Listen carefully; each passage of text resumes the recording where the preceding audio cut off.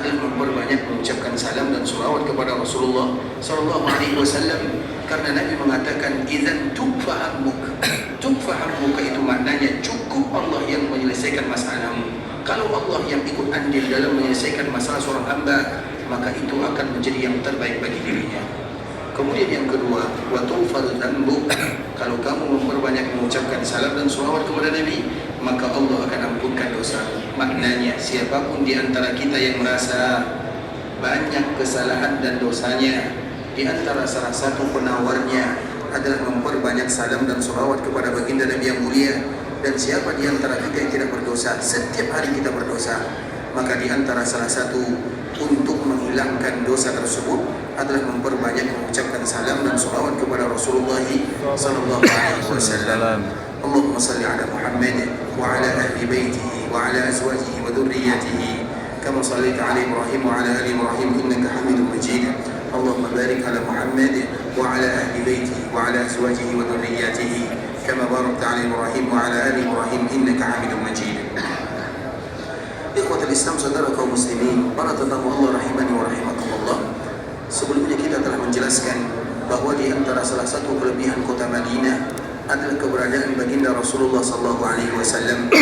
Dimanapun Nabi berada, maka daerah tersebut akan menjadi mulia. Dan di antara daerah yang paling mulia di antara daerah yang ada di dunia adalah kota Madinah. Dan kita tahu ikhwatul Islam, Ibunda Aisyah radhiyallahu ta'ala anha dulu pernah bertanya kepada Nabi sallallahu alaihi wasallam, "Ya Rasulullah, apakah engkau pernah merasakan hari yang terberat dibandingkan dengan perang Uhud?" Karena Ibunda Aisyah radhiyallahu ta'ala anha baru satu rumah dengan Nabi sallallahu alaihi wasallam. Ada yang menyebutkan sebelum terjadi perang Badar, atau ada yang menyebutkan setelah terjadi perang Badar. Maknanya Ibunda Aisyah tidak banyak tahu sebelum dia bersatu rumah dengan Nabi sallallahu alaihi wasallam. Dan salah satu peristiwa yang paling berat dirasakan oleh Nabi sallallahu alaihi wasallam adalah dikala terjadi perang Uhud, di mana gigi Nabi patah, anak panah besi masuk ke dalam muka Nabi sallallahu alaihi wasallam atau di dalam wajah Nabi, dan Nabi sallallahu alaihi wasallam pingsan dikala terjadi perang Uhud. Sehingga dikala Nabi pingsan, maka orang-orang mengatakan Muhammad telah terbunuh, Muhammad telah terbunuh.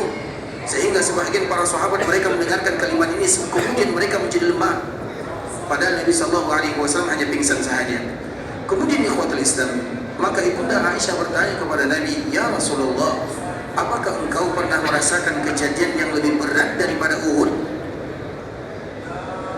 Maka Nabi sallallahu alaihi wasallam menjawab, "Iya, aku lebih pernah merasakan masih ada pelajaran atau masih banyak peristiwa yang lebih berat dibandingkan dengan Uhud."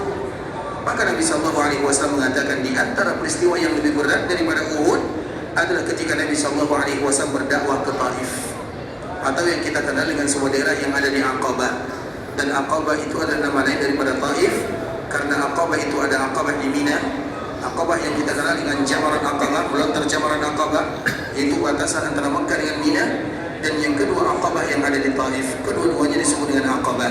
Apa kata Nabi sallallahu alaihi wasallam? Peristiwa ini lebih berat aku rasakan dibandingkan dengan peristiwa yang terjadi dalam perang Uhud. Dalam perang Uhud itu berat sangat ikhwatul Islam.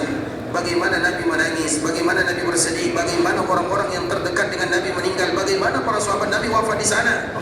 Tapi walau demikian masih ada yang lebih